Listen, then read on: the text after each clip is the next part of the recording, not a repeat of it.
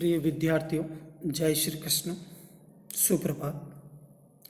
प्यारे बच्चों, आज हम हिंदी साहित्य में छायावाद के प्रवर्तक जयशंकर प्रसाद की ऐतिहासिक पृष्ठभूमि पर आधारित कहानी ममता का अध्ययन करेंगे। तो आइए सर्वप्रथम हम जयशंकर जी का संक्षिप्त जीवन परिचय जान लें। बहुमुखी प्रतिभा के धनी जयशंकर प्रसाद का जन्म सन 1889 में वाराणसी के एक प्रतिष्ठित परिवार में हुआ था। बचपन में ही पिता के निधन से पारिवारिक उत्तरदायित्व का बोझ इनके कंधों पर आ गया। मात्र 8वीं तक औपचारिक शिक्षा प्राप्त करने के बाद स्वाध्याय द्वारा, खुद अध्ययन द्वारा उन्होंने संस्कृत, पाली, हिंदी, उर्दू व अंग्रेजी भाषा तथा साहित्य का विशद ज्ञान प्राप्त किया, गहरा ज्ञान प्राप्त किया। प्रसाद की रचनाएं भारत के गौरवमय इतिहास व संस्कृति से अनुप्राणित है, युक्त है। कामायनी उनका सर्वाधिक लोकप्रिय महाकाव्य है, जिसमें आनंदवाद की नई संकल्पना समरसता का संदेश निहित है। तो कामयानी इनका सबसे प्रसिद्ध लोकप्रिय महाकाव्य है, जिसमें उन्होंने मनु, श्रद्धा और बुद्धि के बल पर एक नई आनंदवाद की संकल्पना स्थापित की है। प्रेम, समर्पण, कर्तव्य एवं बलिदान की भावना से ओतप्रोत उनकी कहानियां पाठकों को अभिभूत कर देती है। उनकी प्रमुख रचनाएं हैं झरना, आंसू, लहर, कामयानी, प्रेम प्रतीक, ये तो काव्य हैं। स्कंदगुप्त, चंद्रगुप्त, ध्रुव स्वामिनी, जन्मेजय का नागयज्ञ, राज्यश्री, अजातशत्रु, विशाख, एक घूंट, कामना, करुणालय, कल्याणी, परिणय, अग्निमित्र, प्रायश्चित, सज्जन, ये सभी नाटक हैं। छाया, प्रतिध्वनि, आकाशदीप, आंधी, इंद्रजाल, कहानी संग्रह तथा कंकाल, तितली, इरावती, ये प्रसिद्ध उपन्यास हैं। उन्होंने करीब हिंदी में 70-80 कहानियाँ लिखी हैं और भारतेंदु के बाद हिंदी कहानी में इनका ही प्रमुख स्थान माना जाता है। प्रस्तुत पुस्तक में संकलित कहानी ममता अपने कर्तव्य पथ से मुंह न मोड़ने वाली एक ऐसी स्त्री की कहानी है, जिसने युद्ध में हारे हुए हुमायूं को अपने घर में शरण देकर उसकी जान बचाई थी।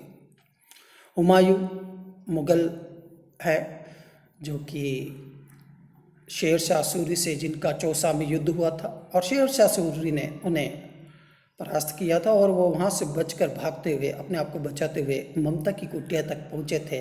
ऐसा काल्पनिक पट भी लेखक ने इस कहानी में जोड़ा है और ऐतिहासिक पृष्ठभूमि को आधार बनाकर कल्पना के आधार पर उन्होंने इस कहानी का समन्वय किया है।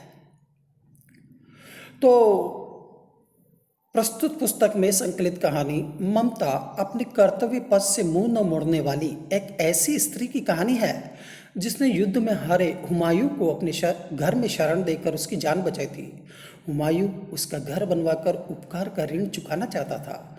बरसों बाद अकबर के आदेश से, हुमायूं के पुत्र अकबर के आदेश से, एक अश्वारोही, एक घुड़सवार उस स्थान की सुध लेता है, जानकारी लेता है। ममता उस मुगल अश्वारोही को वह स्थान सौंपकर देह त्याग अनंत यात्रा पर चली जाती है, अर्थात अपनी शरीर को छोड़कर मृत्यु को प्राप्त कर लेती है।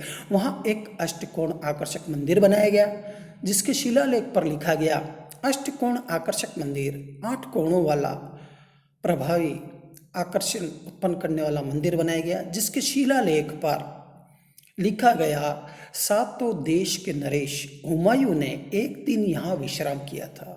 उनके पुत्र अकबर ने उनकी स्मृति में यह गगनचुंबी मंदिर बनाया। यह गगनचुंबी अर्थात गगन को चूमने वाला, आसमान को छूने वाला मंदिर बनाया, मगर ममता का कहीं नाम नहीं था।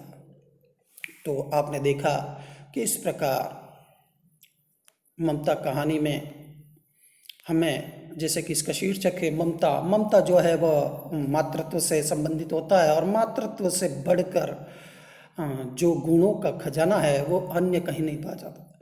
वैसे ही स्त्रियाँ जो है वह त्याग, प्रेम, दया, उदारता, सहानुभूति, सहयोग, सत्कार आदि की प्रतिमूर्ति होती है। तो यहाँ पर भी ये जो ममता है वह इस कहानी की एक केंद्रीय पात्र है और वह अपने प्राचीन भारतीय मूल्यों को सजोई हुई है और उन मूल्यों की रक्षा करने के लिए वह अपने हित अहित की भी चिंता नहीं करती है। और इस कहानी के प्रारंभ से अंत तक वह निरंतर बनी रहती है, उसके द्वारा ही कहानी का विकास होता है।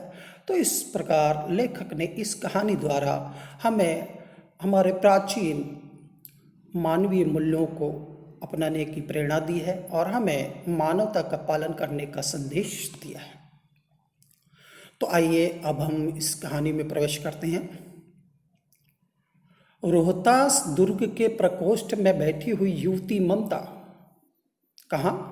रोहतास दुर्ग के प्रकोष्ठ में बैठी हुई युवती। प्रकोष्ठ कहते हैं कमरे को। रोहतास जो कि अभी वर्तमान में बिहार का एक जिला है।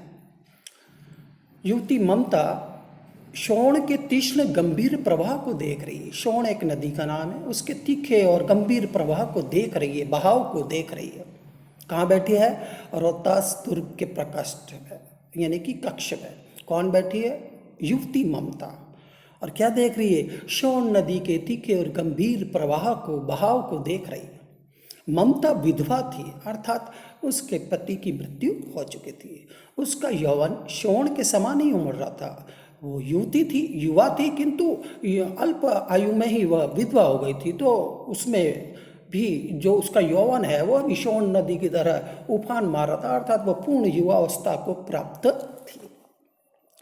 मन में वेदना, मस्तक में आंधी, आंखों में पानी की बरसात लिए, अर्थात अपने दुख को प्रकट करते हुए, आंसू बहाते हुए, वह कौन? ममता सुख के कंटक शयन में विकल थी। सुख के कांटे रूपी सैया पर व्याकुल हो रही थी। वह रोहतास दुर्गपति के मंत्री चूड़ामणि की अकेली दुहिता थी। कौन थी ममता? दुर्गपति के मंत्री। कौन? चूड़ामणि।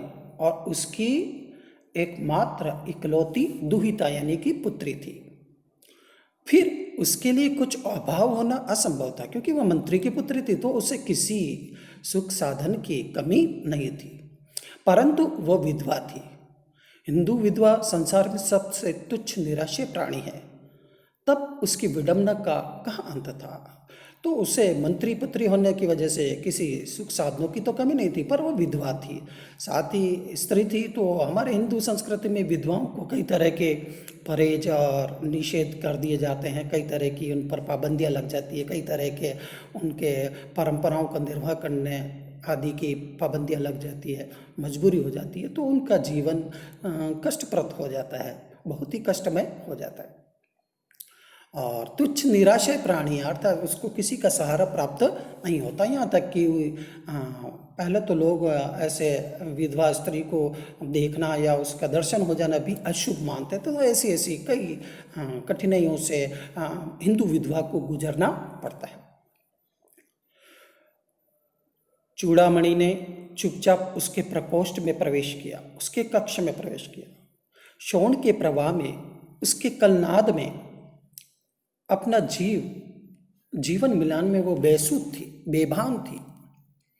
पिता का आना न जान सकी। चूड़ामणि उसके कक्ष में आए, वह नहीं जान सकी, क्योंकि वह अपने ख्यालों में खोई हुई थी। चूड़ामणि व्यथित हो उठे, व्याकुल हो गए, क्योंकि पुत्री को उनका आना भी पता नहीं चला। इतना खोया हुआ, इतना गुमसुम, इतनी एकांत में उसका जीवन हो गया था। स्नेह पालिता पुत्री के लिए क्या करें, यह स्थिर न कर सकते थे। स्नेह पालिता, प्रेम से पाली हुई पुत्री के लिए वह क्या उपाय करें, यह वह निश्चय नहीं कर सकते थे। लौटकर बाहर चले गए। ऐसा प्राय होता है, और ऐसा नहीं है कि ये पहली बार हुआ कि चूड़ामणि उनके कक्ष में गए और उसे पता नहीं चला। ऐसा कई बार होता है। वो अपने ही ख्यालों में, अपने ही विचारों में बेसुध बैठी रहती है और चूड़ामणि जाकर भी आ जाते हैं, पर उसे इसका एहसास नहीं होता। तो ऐसा प्राय होता है। पर आज मंत्री के मन में बड़ी दुश्चिंता थी, बहुत ही कठिन चिंता थी, बुरी चिंता थी। पैर सीधे न पड़ते थे, लड़खड़ा रहे थे। एक पहर बीत जाने पर वे फिर ममता के पास आए। एक पहर में 3 घंटे होते हैं। हाँ, जैसे आप जानते हैं दिन में 24 घंटे होते हैं, तो 8 या 24 पूरा दिन जो है वह 8 पहर का होता है। तो एक पहर बीत जाने पर, यानी कि करीब 3 घंटे बीत जाने पर वे फिर ममता के पास आए। उस समय उनके पीछे 10 सेवक चांदी के बड़े थालों में कुछ लिए खड़े थे। वे अकेले नहीं थे, उनके पीछे कुछ सेवक भी थे और उनके हाथ में बड़े बड़े चांदी के थाल थे। कितने ही मनुष्यों के पद शब्द सुन ममता ने घूम कर देखा। अब बहुत सारे मनुष्य एक साथ जब उस प्रकोष्ठ में प्रवेश कर रहे थे तो उसका ध्यान भग्न हुआ और उसने मुड़कर घूमकर देखा। मंत्री ने सब थालों को रखने का संकेत किया। अनुचर अर्थात पीछे चलने वाले यानी कि सेवक थाल रखकर चले गए। ममता ने पूछा, यह क्या है पिताजी? तेरे लिए बेटी, उपहार है, कहकर चूड़ामणि ने उसका आवरण उलट दिया। उसका जो पर्दा था, उसको जो ढक रखा था, वह कपड़ा हटा दिया। स्वर्ण का पीलापन उस सुनहरी संध्या में विकीर्ण होने लगा, उस सुनहरी संध्या में फैलने लगा।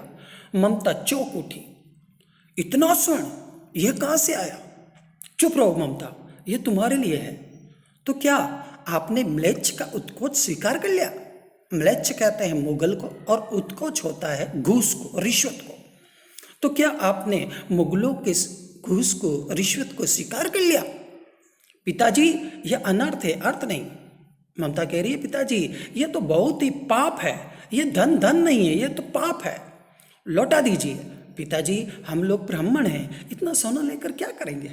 और फिर वह कहने लगी कि हम तो ब्राह्मण हैं और ब्राह्मण जो है वह संतोषी प्रवृत्ति का होता है, तो उसे ज़्यादा वस्तुओं का संग्रह करने की लालच नहीं होता, तो वो संतोषी स्वभाव का होता है। इसलिए वह कह रही है कि हम लोग ब्राह्मण हैं, इतना सोना लेकर क्या करेंगे?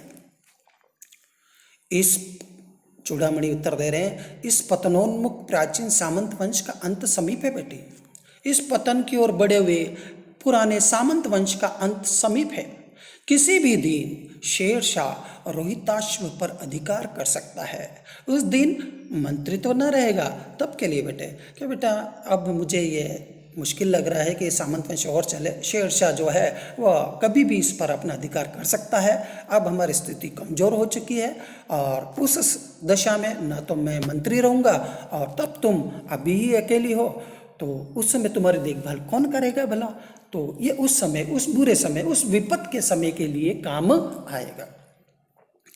ममता जवाब देती है, हे भगवान, तब के लिए, विपत के लिए इतना आयोजन, पर पिता की इच्छा से के विरुद्ध इतना साहस? पिताजी, क्या भीख न मिलेगी? क्या कोई हिंदू भूपृष्ठ पर न बचा रह जाएगा जो ब्राह्मण को 2 मुट्ठी अन्न न दे सके? यह असंभव है। तो पिताजी, हमें इस पाप की, इस अनर्थ की कोई आवश्यकता नहीं। हाँ, यहाँ पर हम तो ब्राह्मण हैं, हम तो मांग कर खा लेंगे, अपने अस्तित्व को बचा लेंगे और ऐसे कोई हिंदू नहीं बचेगा। ऐसा तो नहीं है कि हमें कोई भिक्षा तक भी नहीं देगा। हाँ, और हमारा जीवन यापन तो आसानी से हो जाएगा। फिर भला इस स्वर्ण की क्या आवश्यकता, इस घूस की क्या आवश्यकता, इस पाप की क्या आवश्यकता? फेर दीजिए पिताजी, घुमा दीजिए, हटा दीजिए पिताजी, मैं काँप रही हूँ। इसकी चमक आंखों को अंधा बना रही है। मूर्ख है, कहकर चूड़ामणि चले गए। दूसरे दिन जब डोलियों का तांता भीतर आ रहा था, ब्राह्मण मंत्री चूड़ामणि का हृदय धक धक करने लगा। और अगले दिन जब डोलियों का तांता भीतर आ रहा था, वस्तुतः शेरशाह ने जो रोहतास के राजा थे नरपति, उनसे कहा कि भाई हमारी स्थिति ठीक नहीं है, तो हमारी जो जनाना है उनको आप संरक्षण प्रदान कर दें। तो अपनी भारतीय संस्कृति का और शरणागत की रक्षा का आदि नियमों का पालन करते वहाँ के राजा ने स्त्रियों को अपने दुर्ग में संरक्षण देने की मंजूरी दे दी कि आप लोग तो नहीं, पर स्त्रियों को मैं ज़रूर सुरक्षा प्रदान कर दूँगा। तो शेरशाह ने क्या किया कि स्त्रियों के रूप में, डोलियों के रूप में स्त्रियों को प्रवेश कराना चाहा दुर्ग में, और करीब ऐसा मान्यता है कि 100 डोलियाँ उस दुर्ग में प्रवेश हुई। तो शुरू की जो 2-4 डोलियाँ थी उसमें तो वृद्ध स्त्रियों को बिठा दिया गया और बाकी सब डोलियों में पठान सैनिक, शेरशाह के सैनिक, और अंत में शेरशाह स्वयं उस डोलियों में बैठा हुआ था। तो ऐसी एक कहानी यहाँ पर समाहित है। दूसरे दिन जब डोलियों का तांता भीतर आ रहा था, ब्राह्मण मंत्री चूड़ामणि का हृदय धक धक करने लगा। वह अपने को रोक न सका। उसने जाकर रोहिताश्व दुर्ग के तोरण पर डोलियों का आवरण खुलवाना चाहा। दरवाजे पर क्या किया कि जो डोलियां थी उसमें क्या है, कौन है, ऐसा देखना चाहा। पठानों ने कहा, यह महिलाओं का अपमान करना है, नहीं, आप नहीं दे सकते हैं हमारी स्त्रियों को, कोई पराया व्यक्ति हमारी स्त्रियों को नहीं देखे। अगर आप ऐसे आवरण हटाकर इनको देखेंगे या पुष्टि करना चाहेंगे अंदर क्या है, तो अंदर तो महिला है, और इस तरह से आप क्या कर रहे हैं, महिलाओं का अपमान कर रहे हैं। बात बढ़ गई, तलवारें खींची, ब्राह्मण वहीं मारा गया, यानी कि चूड़ामणि वहाँ मर गया, और राजा रानी और कोष पूरा खजाना सब छली शेरशाह के हाथ पड़े। निकल गई ममता, किंतु ममता किसी प्रकार वहाँ से बचकर निकल गई। डोली में भरे हुए पठान सैनिक दुर्ग भर में फैल गए, पर ममता ना मिली। तो बच्चों, आपने अभी यहाँ तक पढ़ा, ये इस कहानी का प्रथम अंक है। 2 अंकों में समन्वित ये कहानी है, और मेरा मानना है कि आपने इस को भली भांति समझ लिया होगा। तो आप एक बार पुनः इसको पढ़ें और इसके अंदर निहित भावों को, संदेशों को भली भांति जान लें। अब मैं आपको आज के इस एक अंक पर आधारित प्रश्नोत्तर प्रेषित करूंगा, तो आपको उन प्रश्नों के उत्तर भली भांति कर लेना है, और शेष अंक हम अगले अंक में पढ़ेंगे। तब तक के लिए धन्यवाद। जय श्री कृष्ण।